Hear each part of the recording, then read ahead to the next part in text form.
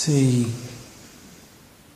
if you do anything with a certain intensity and involvement, it doesn't matter what, you don't have to do something particular.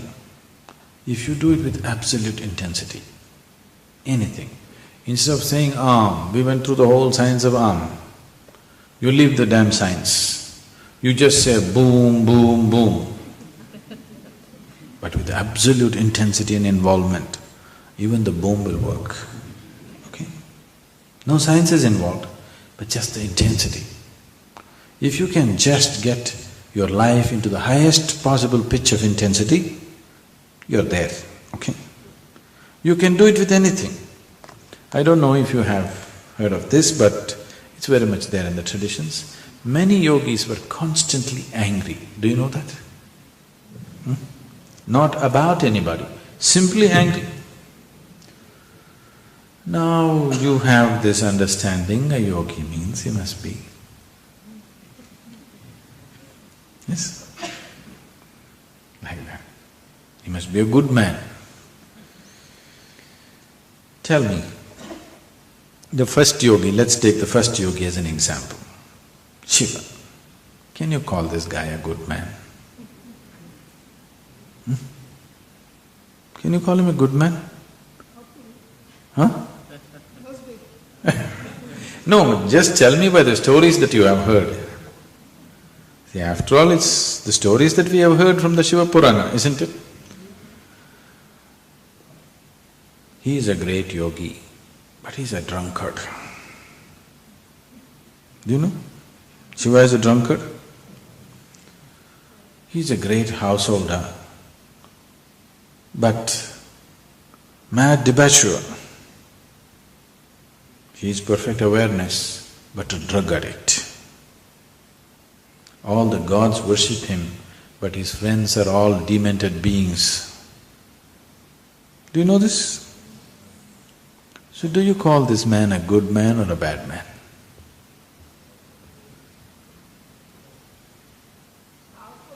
He's neither a good man or a bad man, but he's fantastic.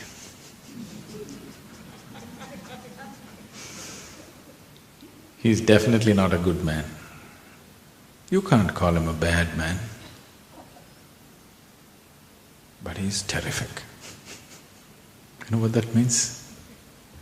That means you have to raise beyond your ideas of good and bad, like and dislike, and just become intense life. Life in its peak performance. So, we said if you just say Shiva, it will happen. Yes, because these sounds, I think we looked at this already, what a mantra is. These sounds are like keys to another dimension of life. If you have gone through the necessary preparation, just one utterance of Shiva, I will have you exploding to a completely different level of energy and experience. You will see if you come to certain advanced programs, we have something called a samyama, which is a 8-day meditation camp. Now it is 10-day and it's in total silence. Just one utterance, Shiva, people will just burst. They cannot contain themselves in the body. Just one word, just the sound. It is not because we called some god it happened, because it's a key sound. If you know how to use it, you can open up things that you have never imagined possible.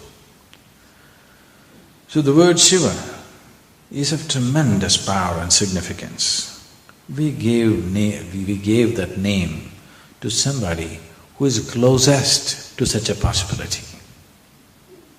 The first yogi, the Adi yogi. We called him Shiva because he is the closest to such a possibility where he will explode your shell and deliver you to a completely different dimension.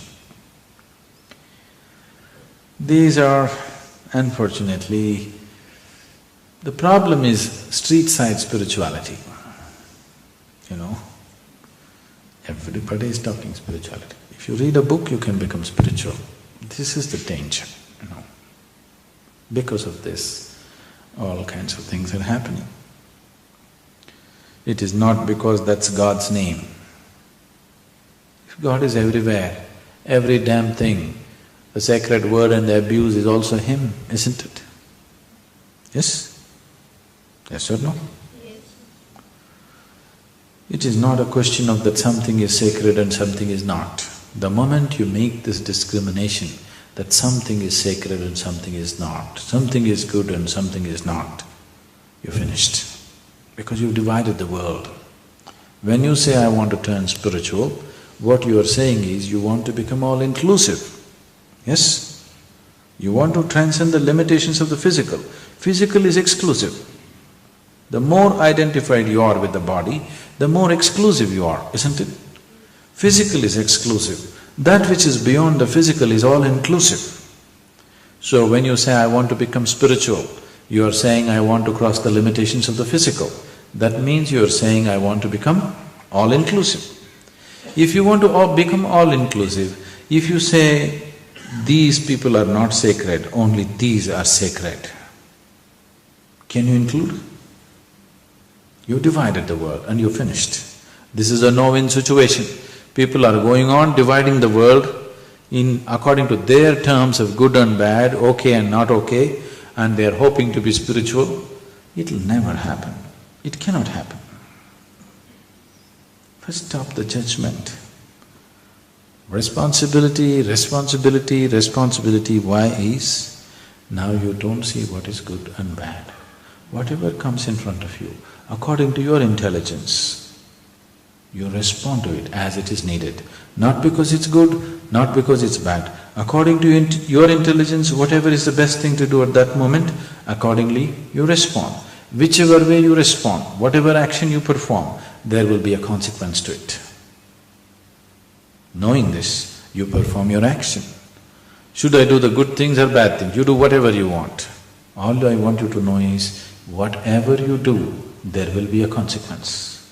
When the consequence comes, if you are going to cry, then there is no point. If you can take any consequence joyfully, do whatever you please. But if you are made like this, if certain consequences come, you will break up. If it is so, you perform your action a little more cautiously, that's all. It is not a question of good and bad. It is not a question of what is God and what is not. Always they told you, God is everywhere, isn't it? If God is everywhere, if He's in everything, boom is also God's name, isn't it? Doom is also God's name, isn't it? Yes or no? So you don't know what's God's name.